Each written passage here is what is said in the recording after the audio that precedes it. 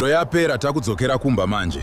King nevanhu vese vakamirira kutigamuchira. Tese ngatigamuchirei mawarrior edu. Warrior T1 na Warrior M1, the mystery warrior of our kingdom.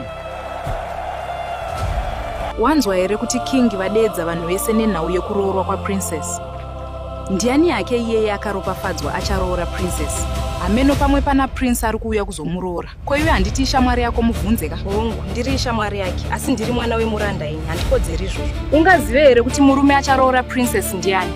Ndokuziva seini ndichangodzoka kudai. Regai tinzwe. Vanhu vese vari muno mukingdom yangu ini King Ralph. Munodedzwa kumuchato wemwana wangu, Princess Laura na Warrior T1. Pane anopokana nazo here zvandataura izvi. Kana aripo ngaauye to my chamber apire nyaya yake. For now, mese mava dismissed. The king hurt the mystery warrior without knowing. How could the king offend the greatest warrior of the kingdom? Saka muchaita sei neni zvavakuroora princess? Handisi kuroora princess, ndinodai iwe. Nai Marita, wanzwa here kuti princess ari kuroorwa na Warrior T1.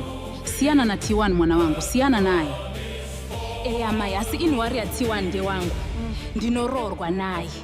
Regai muone, makangamwa kuti neni wauya Warrior T1. Rega ndipedze kuchera mvura ndiuye ikoko. Handiti hapana kutevera kuno nokuti King vakanzwa wauya kurwiza zvifambe zvakanaka. Marita, ndafunga kuti iwe neni tibve pano. Ndidzokere kunyika yababa vangu. Ndinotenda